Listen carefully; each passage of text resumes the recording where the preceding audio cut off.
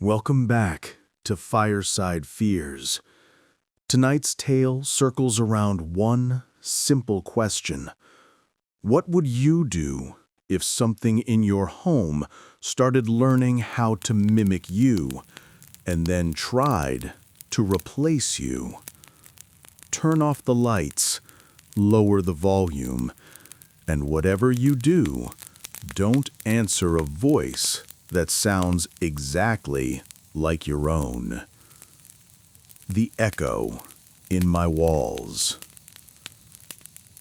I moved into my new apartment because it was cheap, close to work, and, according to the landlord, quiet. That last part was very important to me. I'd been dealing with burnout for months. I needed silence. I needed a place where nothing and no one could get under my skin. For the first week, everything was fine. I slept better than I had in years. But on the 8th night, something changed. I woke up at 3:14 a.m. to the sound of scratching. Not loud, not frantic, just a slow, steady drag along the inside of the wall behind my bed. I sat up, heart pounding. The wall was cold. My fingertips tingled when I touched it, like something inside was humming.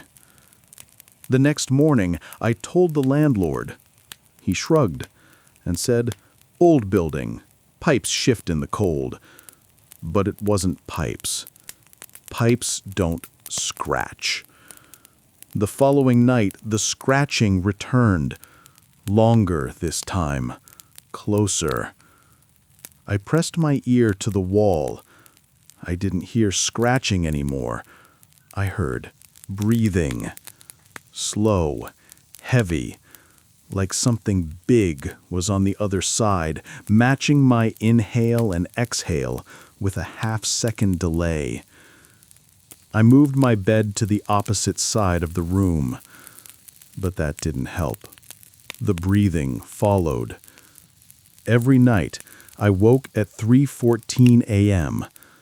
Every night, the sound came from a different place, behind the dresser, near the closet, above the ceiling light.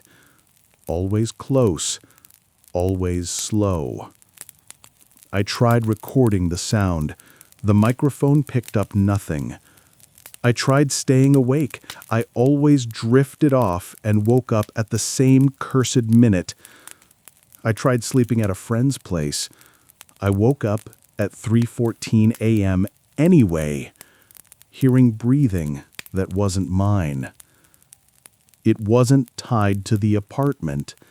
It was tied to me. 2 weeks in, the breathing changed.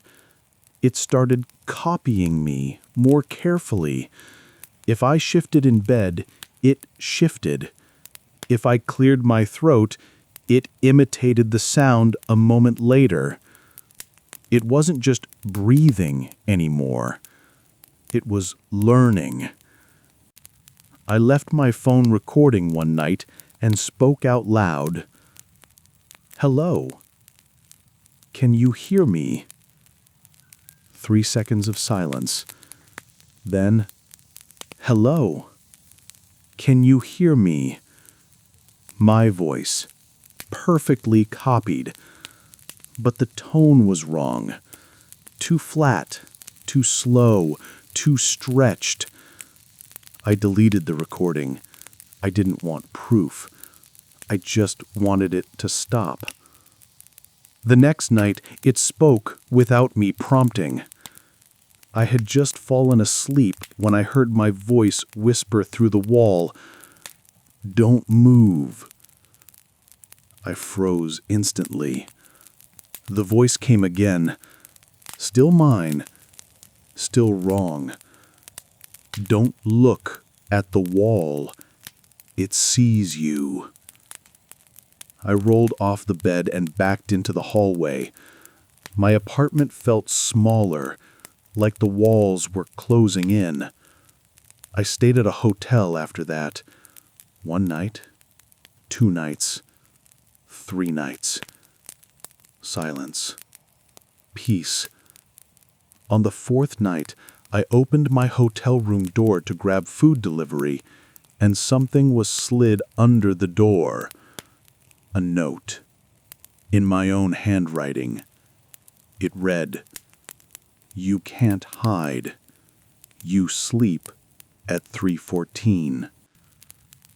I didn't go back to the apartment, but the landlord eventually called, saying I still had items inside and legally had to handle the move-out. Against every instinct, I returned to grab my things during daylight.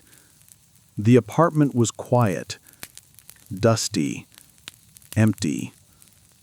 But the wall behind my bed, the original spot where it started, looked wrong. Like the paint had stretched, like something had pressed outward repeatedly. I leaned in.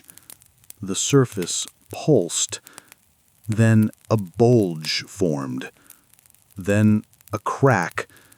Then a mouth, my mouth, pushed through the plaster, lips forming around teeth that looked exactly like mine.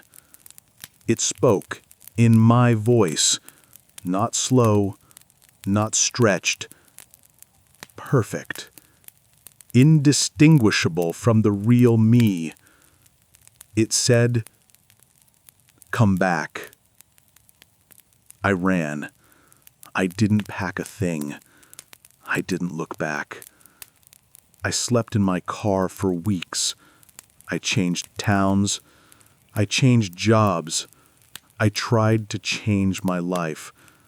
But last night, after finally drifting off in my new apartment, the one I paid too much for, the one I thought was safe, I woke up to a whisper beside my head, not behind the wall, right next to my ear.